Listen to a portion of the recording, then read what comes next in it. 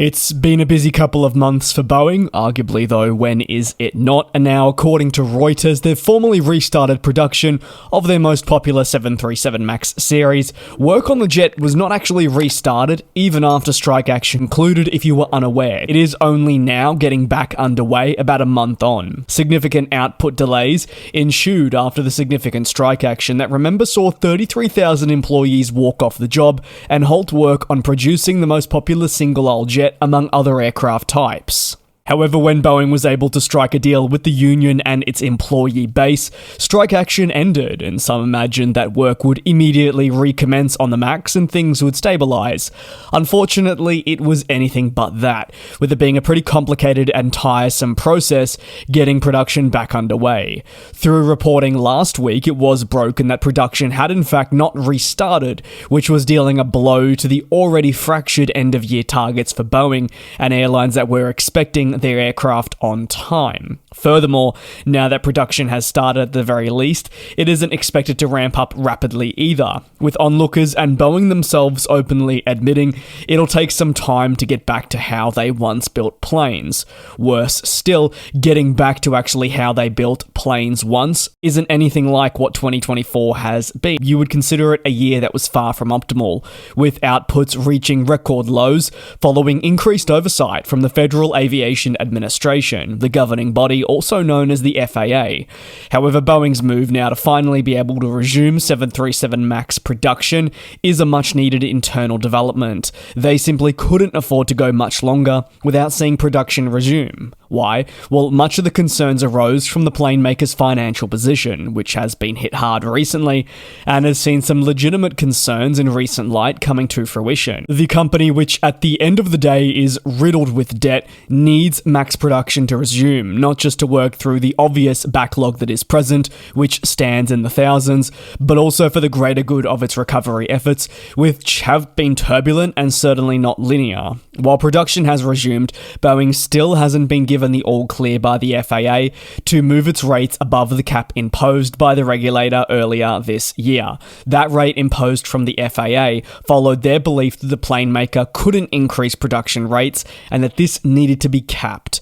The governing regulator argued that any prospective increases coming too soon would cause Boeing to basically deviate from the critical work it has undertaken this year already to try and rebuild its culture and practices, while also limiting quality issues. So keeping Boeing at a reduced output rate allows them to take the time necessary to ensure that when they are allowed to increase again, we won't hopefully see issue after issue.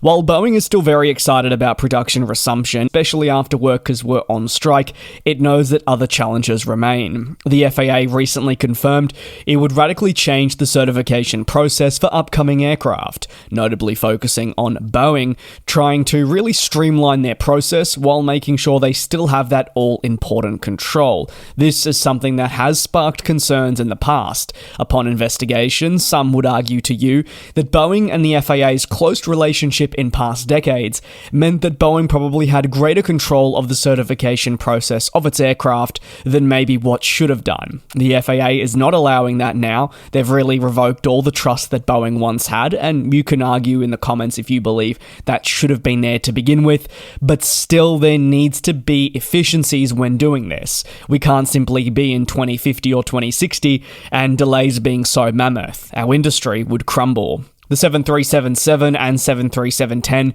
remain uncertified, remember, from the MAX family, and their approvals seem no closer. While some targets from Boeing estimate a 2025 approval, there are analysts who, while feel this is possible, obviously find this hard to believe given the recent track record.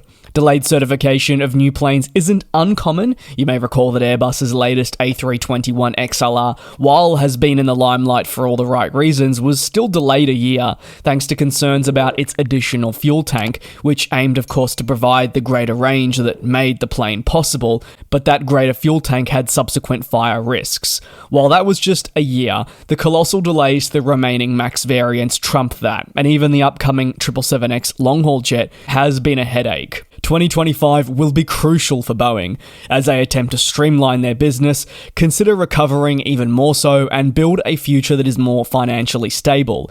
This is all being done through various initiatives, including the layoff of 17,000 employees. There's a lot happening, and I truly hope that next year is better for the manufacturer. In fact, it would do me great pleasure to see no issues for an entire 12 months. While I know that may be a challenge, at the very least, you just want to see steady and continued improvement. It has felt for so many years we've gone one step forward and then two steps back, one step forward and two steps back. You almost want to take a half step forward continuously across the next 12 months and then be able to move into 2026 in such a stronger position and be that industry force eventually that so many have missed, and even to a certain extent, Airbus may have missed. Yes, I know Airbus have been thriving in vain of Boeing's poor performance, but they are a plane maker that still knows a better Boeing provides greater competition, a greater fight for innovation, and healthy competition can actually be a good thing. It reduces complacency on all fronts,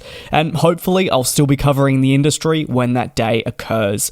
If you've got any thoughts on the 737 MAX production, I'd love to hear your take down below in the comments. Thanks a bunch for your support here on the channel. Take care, be safe, and I'll see you tomorrow for your latest industry recap.